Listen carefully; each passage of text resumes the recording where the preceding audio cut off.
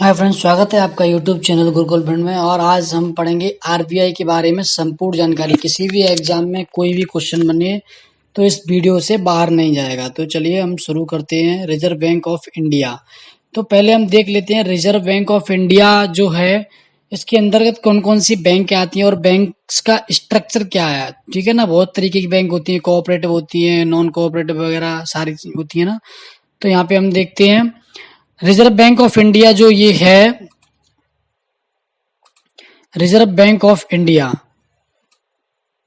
इसके अंतर्गत दो तरह की बैंक है। फर्स्टली शेड्यूल बैंक और नॉन शेड्यूल बैंक। ठीक है ना, शेड्यूल बैंक और non schedule bank. Schedule bank जो होते हैं 1953 सेक्शन में, उसकी जो सेक्शन 2 में लिखी गई है वो बैंक है। शेड्यूल बैंक में दो तरीके की बैंक होती है, कॉमर्शियल बैंक और कोऑपरेटिव बैंक। ठीक है ना, कॉमर्शियल बैंक और कोऑपरेटिव बैंक। कॉमर्शियल बैंक फिर चार टाइप होते हैं इनके: public sector bank, private sector bank, foreign bank, regional rural bank. Public sector bank मतलब एसबीआई वगैरह और ये सारी एसोसिएट बैंक्स होती हैं। प्राइवेट बैंक्स के अंतर्गत आती हैं जो प्राइवेट सेक्टर के अंतर्गत होती हैं, जैसे एचडीएफसी बैंक है, आईसीआई बैंक है, एक्सिस बैंक है। ठीक है, इधर आती है फॉरेन बैंक, जैसे बैंक ऑफ अमेरिका होती है, डीवीएस और कई सारी फॉरेन बैंक्स होती हैं। उसके बाद आती है regional rural bank. Regional rural bank क्या होती हैं, इनके अंतर्गत जो 50% जो इनकी पार्टनरशिप होती है वो भारत सरकार की होती है, और 35% जो होती है वो स्पॉन्सर बैंक की होती है, और 15% जो होती है वो स्टेट गवर्नमेंट की होती है। ठीक है ना, तो ये रीजनल रूरल बैंक होती हैं।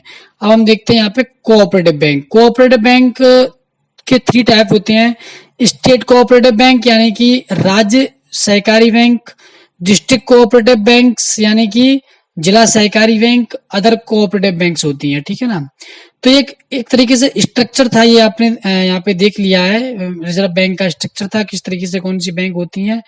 अब हम देखते हैं रिजर्व बैंक के बारे में कुछ जानकारी जो परीक्षा की उपयोग दृष्टि से बहुत ही महत्वपूर्ण है और बहुत सारे क्वेश्चन इसमें बनते हैं। ठीक है ना, तो रिजर्व बैंक ऑफ इंडिया की स्थापना हुई थी 1 अप्रैल 1935। बहुत ही सामान्य सा क्वेश्चन है, आई थिंक आप लोगों को आता ही होगा। ठीक है ना, 1 अप्रैल 1935 यानी कि 1 अप्रैल 1935 को इसकी स्थापना हुई थी।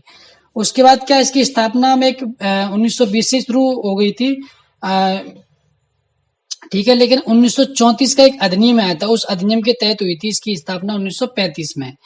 पहले क्या था, जो रिजर्व बैंक का केंद्रीय कार्यालय जो मुख्य कार्यालय था, हेडक्वार्टर जो था वो कोलकाता में था। कहां पर था? कोलकाता में। जब ब्रिटिश साम्राज्य था, कोलकाता में इसको स्थापित किया गया था, और बाद में उसे 1937 में स्थायी रूप से बंबई में स्थानांतरित कर दिया गया, यानी कि आज तक ये मुंबई में ही है। ठीक है ना, आरबीआई का जो हेडक्वार्टर है, क्षेत्रीय कार्यालय इसके बहुत सारे हैं, अलग अलग, दिल्ली, मुंबई, चेन्नई, कोलकाता में अभी भी हैं, लेकिन इसका जो हेडक्वार्टर है ना वो कहाँ पे है? मुंबई में। ठीक है, जनवरी 1949 में इसका राष्ट्रीयकरण कर, पहले ये प्राइवेट था, लेकिन 1949 में 1949 में इसका नेशनलाइजेशन कर दिया गया, यानी कि इसका जो है राष्ट्रीयकरण कर दिया गया। पूरे भारत में रिजर्व बैंक के कुल 29 क्षेत्रीय कार्यालय हैं। ठीक है ना, बहुत सारे, अधिकतर जो स्टेट्स की जो कैपिटल्स होती हैं, जैसे मध्य प्रदेश की भोपाल है, ऐसे ही बिहार की पटना, उत्तर प्रदेश की लखनऊ, तो कैपिटल में इसका मुख्यालय होता है रिजर्व बैंक का। ठीक है, ये लोगो होता है। देखिए कई बार ऐसे क्वेश्चन आए हैं दोस्तों कि रिजर्व बैंक के लोगो में कौन से जानवर का चित्र है, तो ये बंगाल टाइगर जो दिख रहा है इसका चित्र है। और पेड़ के बारे में भी क्वेश्चन आए हैं, मतलब कौन सा पेड़, तो ये ताड़ का पेड़ है। ठीक है ना, ताड़ का पेड़ और बंगाल टाइगर का ये चित्र है, और भारतीय रिजर्व बैंक लिखा हुआ है हिंदी और इंग्लिश दोनों भाषाओं में। ठीक है, ये दूसरा एक और लोगो है, यहाँ पे आपको दिखा दे रहे हैं। ठीक है, तो ये इससे भी क्वेश्चन कई बार पूछे गए हैं। अब हम देखते हैं आरबीआई की जो स्थापना हुई थी 1920 में, हिल्टन यंग आयोग आया था, एक हिल्टन यंग आयोग, जो प्रथम विश्व युद्ध के बाद यहाँ इसकी स्थापना की कोशिश की गई थी। ठीक है, आरबीआई के सरकारी निदेशक मंडल अर्थात गवर्नर और उप गवर्नर का कार्यकाल 4 वर्ष का होता है। देखिए मैं आपको बता दूं, यहाँ पे आरबीआई का एक जो गवर्नर होता है, देखिए जैसे ये गवर्नर है और इसके 4 उप गवर्नर होते हैं, 1 2 3 4। ठीक है ना, 4 इसके उप गवर्नर होते हैं, और इन उप गवर्नर और गवर्नर का जो कार्यकाल होता है वो 4 वर्ष का होता है। वर्तमान में कौन है? गवर्नर शक्तिकांत दास हैं। ठीक है, आरबीआई के प्रथम गवर्नर थे ओसबर्न स्मिथ। ये अंग्रेज थे, ओसवन स्मिथ, ठीक है। डॉक्टर मनमोहन सिंह एकमात्र ऐसे गवर्नर थे जो बाद में भारत के प्रधानमंत्री भी बने, ठीक है। ये जो हमारे प्रधानमंत्री डॉक्टर मनमोहन सिंह जी थे, वो पहले आरबीआई के गवर्नर रह चुके हैं। इसीलिए कभी कभी ये क्वेश्चन भी आता है दोस्तों कि ऐसे कौन से प्रधानमंत्री हैं जिनके सिग्नेचर भारत के जो करेंसी नोट है उन पर हुए हैं। तो कंफ्यूज हो जाते हैं, हमको समझ में नहीं आता है। तो मतलब उसका जो कहना होता है वो यही है कि डॉक्टर मनमोहन सिंह क्योंकि ये गवर्नर रह चुके हैं, तो इनके आरबीआई के गवर्नर जो करेंसी पर सिग्नेचर होते हैं आरबीआई गवर्नर के, तो इसलिए इनके सिग्नेचर हुए थे, ठीक है ना। आरबीआई के वर्तमान गवर्नर कौन है? शक्तिकांत दास। आप यहाँ पर इनका फोटो देख सकते हैं। आरबीआई के जो वर्तमान गवर्नर हैं ये शक्तिकांत दास है, ठीक है ना। रिजर्व बैंक के कार्य क्या क्या होते हैं? What is the function of RBI? Reserve bank of India के फंक्शंस क्या क्या हैं? देखिए, इसके वैसे तो बहुत सारे कार्य होते हैं। ये केंद्रीय बैंक होता है भारत का, सरकार का बैंकर और बैंकों का बैंकर के रूप में कार्य करता है, यानी बैंकों को लोन उपलब्ध करवाता है, बैंकों की जो नीतियां होती हैं वो तय करता है, repo rate, reverse repo rate, और जो और भी लोन वगैरह की जो सारी चीजें प्रोसेस होती हैं वो आरबीआई ही डिसाइड करता है और भारत सरकार के बैंक के रूप में कार्य करता है। मुद्रा का जो लेन देन होता है, करेंसी का जो लेन देन होता है उसको कंट्रोल करता है, ठीक है ना। मुद्रा स्फीति वगैरह ये सारी चीजें।